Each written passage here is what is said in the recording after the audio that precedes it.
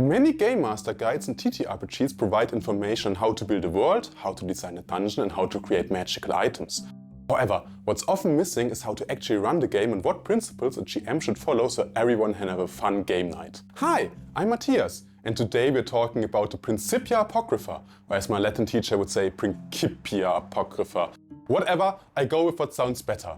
This PDF contains both GM and player principles for old school games, also known as OSR, but I believe these tips can be beneficial for other game systems as well. The Principia Apocrypha is only 31 pages long and you can download it for free. The link is always in the video description. It was written by Ben Milton and Steve Lumpkin, with humble additions of David Perry and illustrated by Evelyn Moreau. By the way, the illustrations from the PDF are the ones I use in this video. So, what exactly is hiding behind these Apocrypha? Forbidden knowledge? No, the OSR playstyle simply describes a particular approach to running your game, and this small PDF presents it in a clear and structured way. But at the end of the day, it's your gaming table, and the only thing that matters is that you have fun, not what I or anyone else thinks is the right way of playing. So, use what you find useful here and disregard the rest. Enough about that, let's dive right into the first principle of these Apocrypha. In OSR games, the GM acts as an unbiased referee. The goal is not to be the author of a story, maybe write a book if that's your goal, nor is it to be the antagonist of the players. The GM presents the world and its inhabitants and their reactions to the players authentically, so that the story can organically grow from the players' actions. To remain unbiased, you should not fudge dice rolls. That's why I, for example, don't use a GM screen and roll my dice openly on the table for everyone to see. This helps the players see the GM not as an antagonist but as the executing force of the dice gods. This makes the game honest as well as dangerous and allows you to divest yourselves from the character's fate. As once the dice are rolled, you can't take the result back, just as you can't put the paste back in the tube. Another idea related to this is rulings over rules. OSR games often have gaps in the rules, but that's a feature and not a bug. Do we really need a rule for every tiny or special case? Do I need to know how fast a character can swim in different kinds of armor? I don't think so. If in doubt, make a decision that seems reasonable. Be consistent with these decisions though, as inconsistency can frustrate players. Feel free to involve the players as well. Ask them, what do you think is reasonable here? Saving throw or ability check? Maybe ask someone who's not directly involved so everyone can engage in the game and learn how to view it from different perspectives. How about preparing for your session? The Apocrypha advises to leave preparation flexible, meaning you shouldn't plan a 3-act story and be stumped when the players stray from the path. Of course, you prepare something for the game, but your focus should be on observing what your players do and following their lead. I ask my players at the end of every session what they want to do next time so I can prepare for it. After all, the players decide how they want to drive the story forward, not the GM. To do this, create reactive situations by treating your faction and NPCs like real people with their own agendas, not like video game characters standing around waiting for the players. This means conflicts develop further if the players don't intervene, ideally for the worse. Next, embrace the chaos. The dice don't merely influence the player's experience but also yours. Random tables make the game interesting and make the world feel alive. This includes rolls on reaction tables. Sometimes an NPC just has a bad day, or particularly a good one. Maybe the goblins require help driving the kobolds from their territory and see you as potential allies instead of opening fire immediately. However, don't let chaos take over. If there's a logical consequence, go with that before reaching for the dice. Random tables are made for your game, not your game for the random tables. Get your players thinking. The first approach is awarding XP for discoveries and adversity. In OSR games, this usually means experience points for looted gold. Giving XP for gold has benefits. It makes tricking the guardian of hidden treasure just as well an approach as killing them. It also serves as fuel for player motivation. They want to level up? They need to loot treasure, which means they gotta figure out how to get some. You don't have to award XP for gold though. A lot of OSR games don't follow this advice either. But we can see how this motivation gives your players a reason to interact with the world. To apply this to your game, decide what should motivate your players and award experience for that. Discovering new places, solving secrets, forming new friendships, or slaying monsters. This way, players can decide what they want to do but have an invisible motivator guiding them in the right direction. Ingenuity trumps character ability. Players should problem through creative thinking, not by rolling dice and staring at their character sheet. The great thing about OSR games, the character sheets help with this since there's basically nothing on it. The numbers are just probabilities of escaping dangers one has maneuvered themselves into. This encourages thinking of your character as a real person, not as a gamepad with buttons to press like in a video game. And if you think those tips so far have not been helpful for your game, I promise that the next 2 points will be great tips for any system. First, reward good ideas instead of sabotaging them. To keep the game flowing, say yes but or yes and instead of no when the player presents a creative idea. If it has to be a no, use no but. Clever solutions should always work as long as they're feasible. If players struggle with it at first, present problems that can't be solved with brute force and reward every creative solution. Let your players know that unconventional approaches are an option. If the situation is dangerous and uncertain, let them roll. Give advantage or bonus if the player have a good idea. OSR games are dangerous enough, so don't think too much about balance here.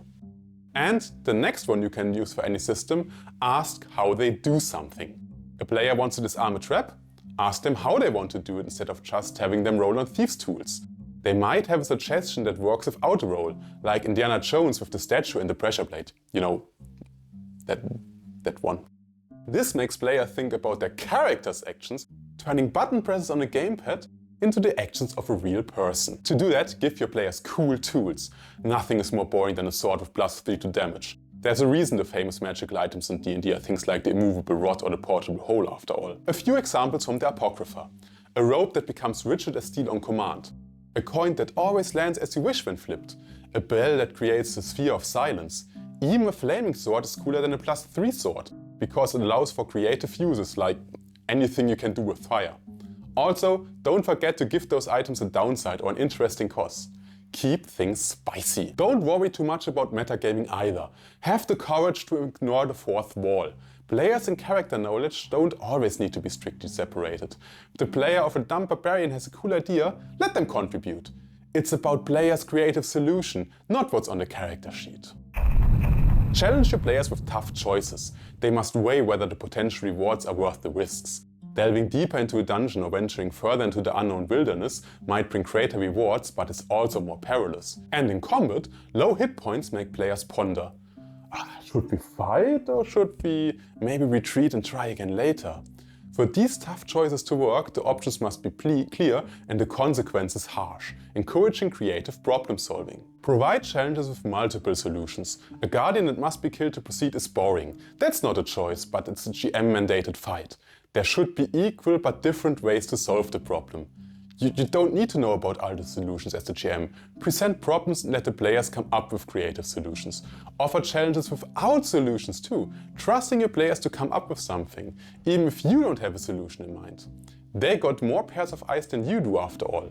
However, avoid placing such challenges in bottlenecks where players might get stuck. Now we're getting to the high character lethality, a point some might find unsettling, but it can make your game more thrilling if players embrace it. For it to be exciting, death mustn't be random or hit characters arbitrarily. In OSR dungeons, it's not about clearing them, but presenting problems for players to solve them creatively. Battles, monsters and factions are common problems for the GM to use, of course.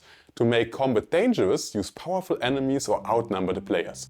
A group of goblins can be a serious threat if they are more often than there are PCs. To overcome these enemies, players have two options. Be smarter and well prepared, or avoid the fight. Sure, an ogre can be defeated with sharp swords and sinister spells, but maybe they will let the player pass for a suitable tribute.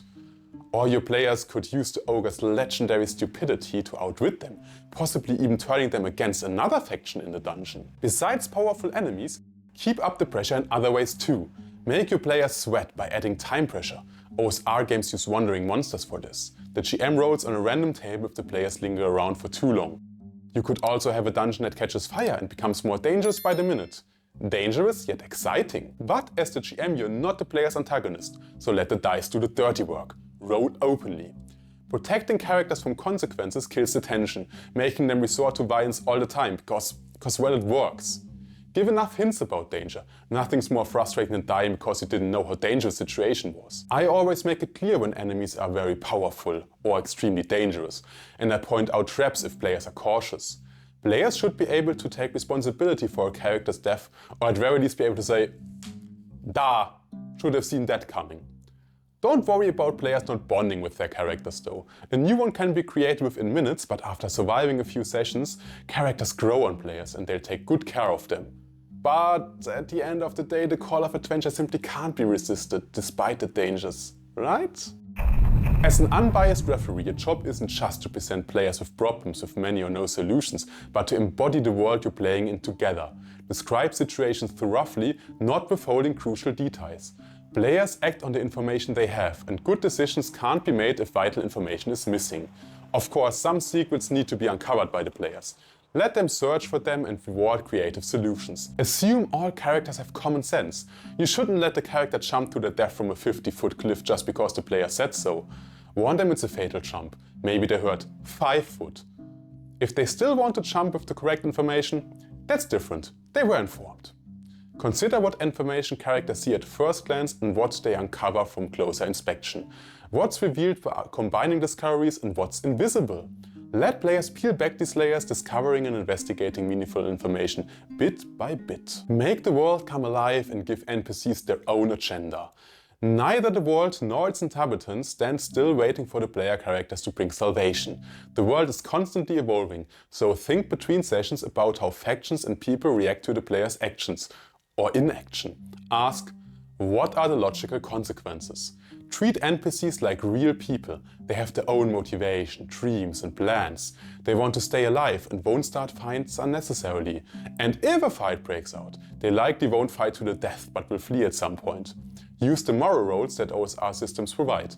Use them generously and do the same with reaction roles, because real people have good and bad days and don't react uniformly to the characters. Let the players leave their marks on the world and on the NPCs' lives. Give them something significant. A castle, a piece of land, followers. Let them make a lasting impact and build a world together, piece by piece. These were the Principia Apocrypha. There's also a section for players, but that's probably worth its own video. Oh, by the way, want to know what to do before starting a campaign? Check out this video. And if you like this one, like and subscribe, or even better, recommend it to a friend. And if you already know how to start a campaign, here's another video.